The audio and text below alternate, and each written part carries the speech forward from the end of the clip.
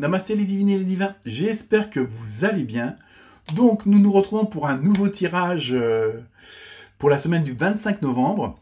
Donc je remercie les nouveaux abonnés parce qu'il y en a eu pas mal suite aux dernières vidéos. Donc ceux qui ont liké, qui ont partagé, ceux qui m'ont laissé des gentils commentaires, donc ça fait toujours plaisir.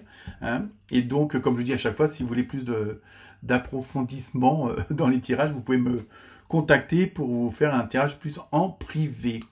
Donc à partir de 30 €, c'est assez raisonnable. Voilà, la pub elle est passée. Donc nouveau tirage pour cette semaine du 25 qui en même temps va se retrouver plus ou moins presque à cheval avec le mois de décembre. Donc il y a une histoire de transition. Donc aussi bon anniversaire à tous les Sagittaires qui vont le fêter cette semaine. Mais donc là j'ai refait en fin de compte l'intro, puisque bon en ayant fait tous les tirages plus ou moins en direct, hein, vous le verrez. Il y a vraiment quelque chose qui ressort, c'est qu'il y a vraiment une prise de conscience. Alors je ne sais pas si c'est au niveau des énergies, mais il y a vraiment cette prise de conscience pour pratiquement tous les signes.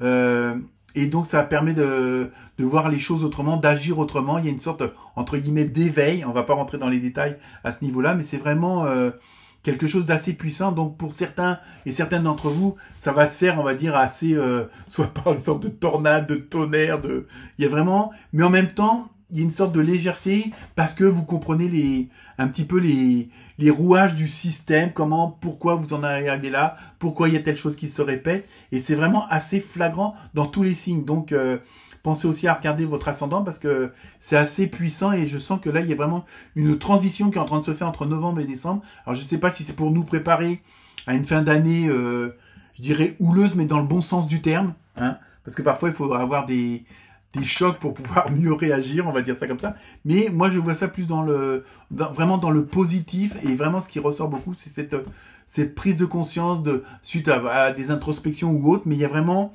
une énergie puissante de voir les choses autrement et d'interagir avec les autres, hein, que ça soit au niveau du boulot, de la famille, des amis.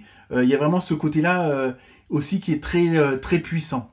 Donc, écoutez, moi, je vous laisse découvrir cette nouvelle vidéo pour cette nouvelle semaine et je vais tâcher aussi de commencer à vous préparer les horoscopes du mois de décembre justement. On aura peut-être plus d'informations parce que je vous dis là les cartes sont assez fortes hein, quand même.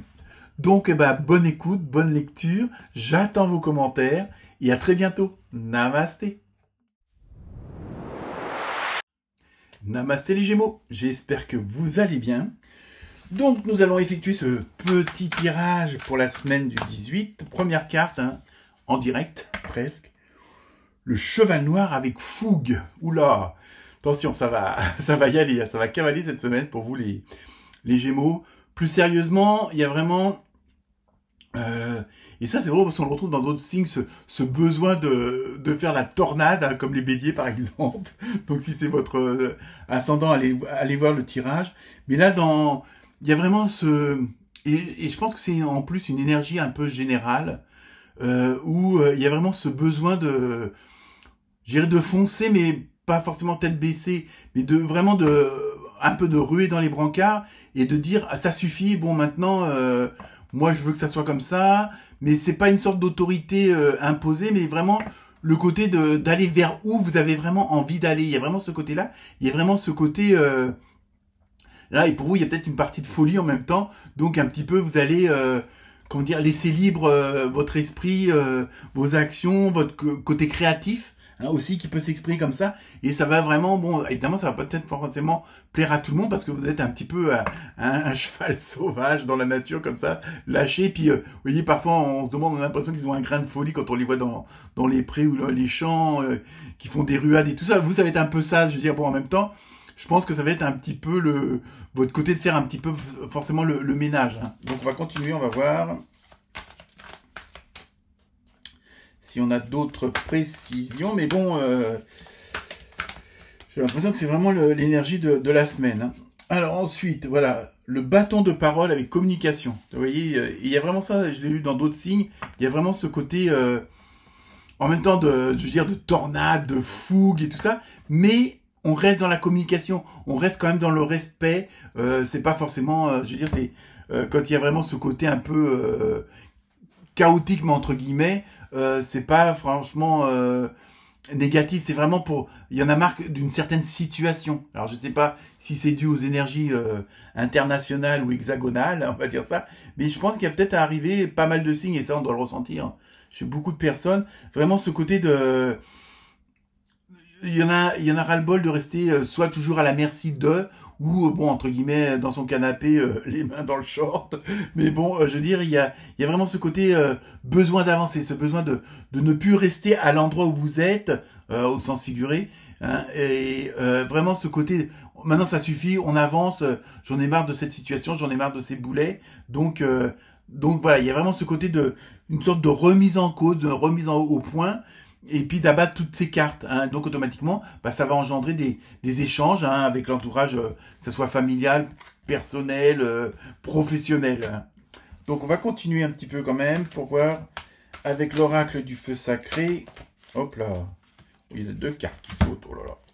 Alors première carte, oui c'est ça, l'aigle avec élévation.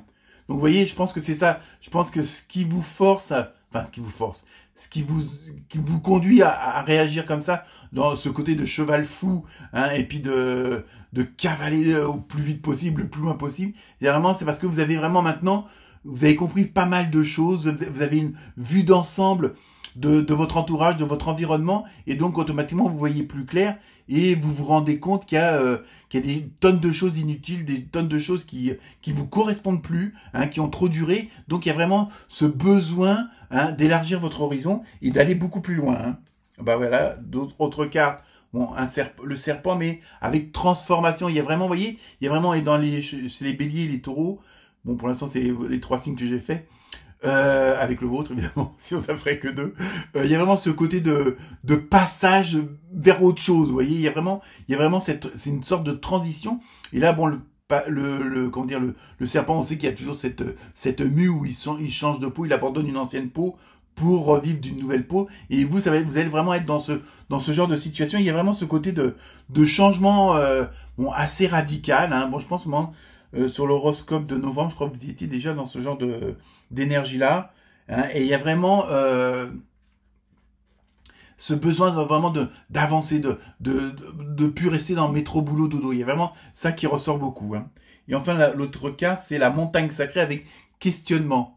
Donc peut-être que tout ça, tous ces changements-là, vous obligent à vous poser des questions et surtout peut-être à remettre en cause certaines choses. Hein. Donc automatiquement, à partir du moment qu'on se remet en cause, qu'on fait une sorte d'introspection, bah, parfois il y a des choses qui font tilt et on dit ah bah oui, pourquoi, bon bref, vous dites ça a trop duré, j'ai plus envie de fonctionner comme ça. Hein. Il y a vraiment ce désir d'être plus vous-même dans le monde de tous les jours. Hein. Et ça, on le ressent beaucoup dans pas mal de signes. Hein. Donc maintenant, on va continuer avec l'oracle des légendes du bout du monde. Alors, première carte, oups là, 22, très bon signe, signe, oh là là, je vais y arriver. Vous avez eu l'empereur avec humilité. Vous voyez, et ça, bon, on le retrouve, et il y a vraiment ce côté de fougue, entre guillemets, bon, pour les béliers, c'était le chaos avec une tornade, mais en même temps, vous restez toujours dans le respect, toujours dans les bonnes ondes. C'est-à-dire que, bon, même si vous réglez vos comptes, vous les réglez sobrement, de façon très zen. Hein, c'est pas le tout d'en foutre plein la tête à ceux qui sont autour de vous. Mais voilà, ça vous plaît pas, tant pis. Mais vous le faites quand même avec un certain respect, une certaine harmonie aussi. Hein. Et donc là, voilà, vous voulez que ça avance, vous voulez que ça fuse, mais bon, quand par rapport à votre entourage, votre environnement, que ce soit professionnel ou personnel, vous allez quand même, entre guillemets, prendre des gants, si on peut dire ça comme ça, hein, même si c'est pas trop dans vos... Hop là. Alors, vous avez eu Odin avec sagesse, vous voyez, il y a vraiment ce côté en même temps très posé, très calme. Hein, ça va être une fougue de cheval noir vraiment très puissante, mais en même temps très, voilà, je veux dire, tout en douceur, on va dire peut-être une main de fer dans un gant de velours. Je pense qu'il y a peut-être ce côté-là, mais en même temps, si vous, bon, pour ceux ou celles qui régleraient ces comptes, ça va être vraiment un mal pour un bien. Hein, vous êtes vraiment dans cette dynamique-là où, bon, bah voilà, je veux dire. Vous allez mettre les choses au clair, les choses au point, justement, mais de façon très très harmonieuse, de façon très osmose, en osmose quand même, parce que justement, vous n'êtes pas là pour faire du mal aux autres. Hein. Mais vous voulez que certaines choses se règlent, que certaines choses se mettent au point, et que bon, bah, les personnes qui correspondent plus à votre vibration, bah, tant pis pour elles. Je veux dire, une séparation est nécessaire, mais bon, tout va se faire en douceur. Hein. Il y a vraiment ce côté-là qui ressort pour vous hein, cette semaine. Et enfin, pour terminer, bah, vous avez eu la lune rose avec émotion.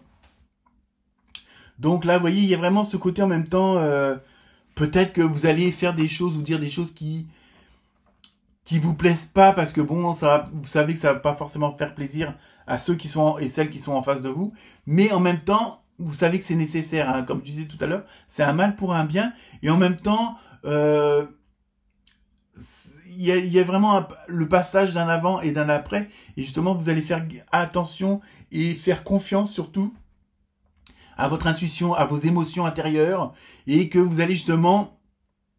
C'est pour ça qu'en même temps, avec la fougue du cheval, il y a quand même cette douceur quand même, parce que vous êtes vraiment dans l'émotion, vous êtes dans le relationnel, et que vous comprenez très bien qu'en face de vous, ça va pas forcément leur faire plaisir, mais c'est pas grave, donc vous allez y mettre les formes et tout, mais vous savez que vous pouvez pas, hein, c'est vraiment le passage, c'est vraiment la transformation, comme on a eu tout à l'heure avec le serpent, donc il y a vraiment cette mutation qui est en train de se faire, et vous voulez pas non plus, vous voulez quand même ménager ceux qui sont en face de vous et qui entre guillemets vont pas vous suivre, voyez.